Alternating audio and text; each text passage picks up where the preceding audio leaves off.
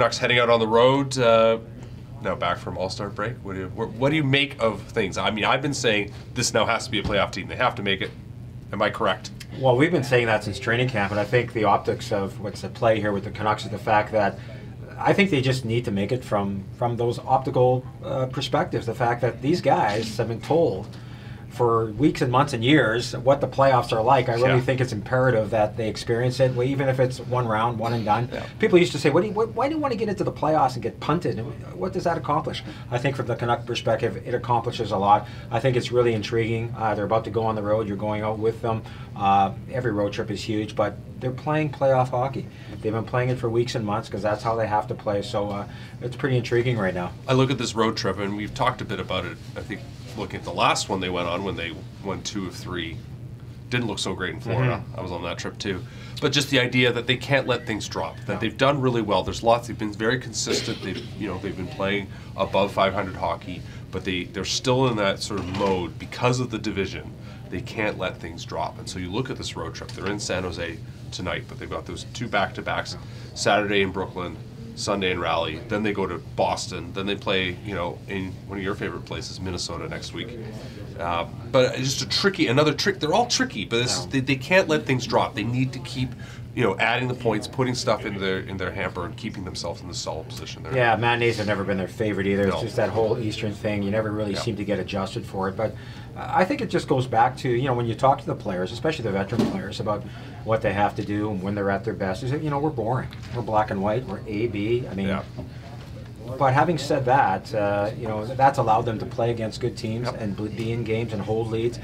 But then you get the transition of what's happened lately with the roster, Jake joining Pettersson and Miller, and suddenly you have a line that can do something off the rush. And I don't know what it is. When you watch Jake now, you see a guy who's skating freely, who's playing on instinct, who is just grabbing the puck and putting something toward the net. He's hanging on to it.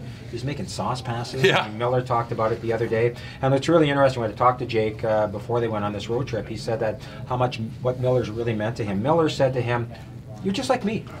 At night, when Miller got drafted by the Rangers, he was a snot-nosed kid who thought he knew better than the coaching staff, who didn't take direction very well. AV tried to get through to him. Torts tried to get through to him. He had to grow up. So he looked at Virtanen and said, "You know what? You're just like me," and that he's really taken him under his wing. They talk a lot. They sit a lot on. They sit on the plane together. He's a chatterbox. He won't shut up, Miller.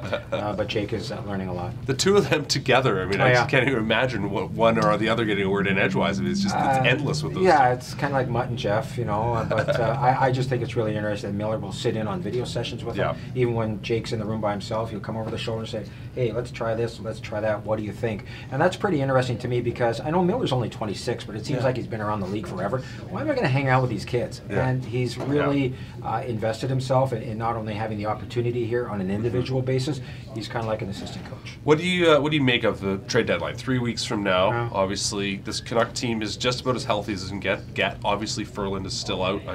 I'm not sure we're going to see him back. I'm starting to wonder about that one. We haven't seen him around in a while. We did see him skate for a little bit, earlier in the month, but we haven't really seen him much at all. What do you think? Is there a spot there? I mean, the Canucks have a little, actually amazingly at this point, do have a little bit of cap room because of that. What do you think is going to happen? Yeah, a little bit of room. I think they like what they have. I mean, obviously they like to be totally healthy. I think I'll go back to Torts. I wonder a little bit about bite, a little bit about stiffness. Andrew Roussel's giving you everything he has coming off knee surgery. I think he's kind of tailed off. And you saw when San Jose was here last Saturday and going into the game in San Jose, those games are going to be edgy because the Sharks are basically out of it. I just think there's that element going forward, especially in the playoffs, that you just want to have that guy, even if he's your extra forward. Can you rent a guy who has that DNA, who's not going to cost you much, maybe a late-round pick, just to have that? Because unlike any other sport, the NHL changes dramatically. In the postseason, it's rough, it's tough, they let a lot go. I think that element might be lacking. And it's also just a statement about how much you need to have depth in your lineup, isn't it, too? You just see what's happening on the third, fourth line. So yeah, it is. I mean, they're well positioned. I mean, they're getting the goaltending. They're good down the middle. Their special teams are decent. They have a lot of elements in place. Their DNA says we have to play a certain way. A lot of teams are looking for a playoff game kind of style game right now, trying to flip that switch. They've been doing it all year, and that's why they're in the mix. All right, folks, we'll be back, of course, as ever. We've got a podcast coming up as well. Thanks for watching.